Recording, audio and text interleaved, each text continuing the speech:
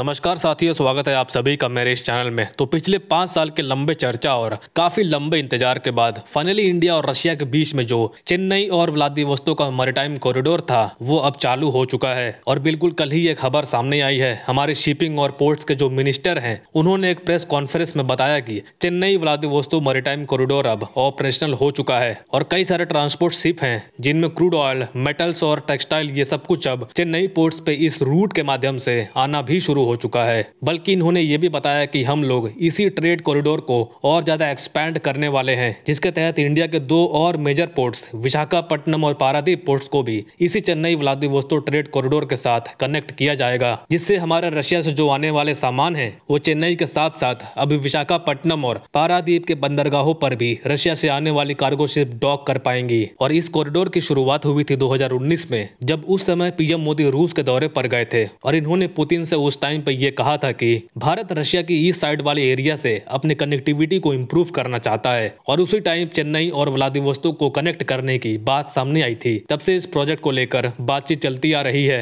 लेकिन पिछले साल जब जयशंकर सर रूस के दौरे पर गए थे दिसंबर 2023 में, तब उन्होंने एक एग्रीमेंट साइन किया था रूस के साथ कि अब हम चेन्नई व्लादिवोस्तोक कॉरिडोर को प्रॉपरली तैयार करने के लिए रेडी हैं। और आज 2024 में नवंबर के महीने में ये कॉरिडोर ऑफिशियली बनकर तैयार हो चुका है। अब वैसे तो इस डेवलपमेंट के हमें बहुत सारे पॉजिटिव फायदे होने वाले हैं, लेकिन अगर हम कुछ मेजर बेनिफिट्स की बात करें तो सबसे पहले बात आती है टाइम की। जी हां, चेन्नई और व्लादिवोस्तोक कॉरिडोर के माध्यम से भारत और रशिया के बीच में जो ट्रेड होगा वो सिर्फ और सिर्फ 12 दिनों में ही पूरी की जा सकती है। और वहीं अगर तुलना किया जाए पुराने वाले रूट की, जो भारत की मुंबई से शुरू होकर स्वीज कनाल से होते हुए सेंट पीटर्सबर्ग तक पहुंचता था, उसमें लगभग हमें 40 दिन का समय लगता था। और दूसरी बात, इस रूट के आने के बाद अब इंडिया और रशिया के बीच में कुल मिलाकर 3 रूट हो जाएंगे। पहला होगा स्वीज कनाल वाला रूट, दूसरा चेन्नई और व्लादिवोस्तोक का रूट, और तीसरा रूट जो है वो आज से 2 साल पहले शुरू हुआ था, वो है इंडिया और रशिया का international north south transport corridor, जिसके बारे में आपको मालूम ही होगा। मुंबई से ईरान और उसके बाद अजरबैजान और फिर रशिया के मॉस्को तक जाता है। तीसरी बात, इसके थ्रू यह भी कहा जा रहा है कि इंडिया को रशिया का व्लादिवोस्तोक शहर का भी डायरेक्ट एक्सेस मिलने वाला है। और यही इंडिया के लिए बहुत फायदेमंद होने वाली है, क्योंकि व्लादिवोस्तोक का जो शहर है ये दुनिया के गिने चुने उन शहरों में आता है जो बहुत ही ज्यादा रिसोर्स रिच एरिया माना जाता है, क्योंकि व्लादिवोस्तोक के आसपास के एरिया में वैल्यूएबल मिनरल्स पाए जाते हैं, जैसे गोल्ड, कोल, कॉपर और भी कई तरह के रेयर मेटल्स पाए जाते हैं। इतना ही नहीं, व्लादिवोस्तोक में नेचुरल गैस और ऑयल के रिजर्व भी मौजूद हैं, जो एनर्जी सेक्टर या किसी देश की इकोनॉमी के लिए बहुत महत्वपूर्ण होते हैं। और इन सब का फायदा अब डायरेक्टली इंडिया उठा सकता है, क्योंकि जो रिसोर्सेज हम रूस से स्विस कनाल वाले रूट से मंगाते थे,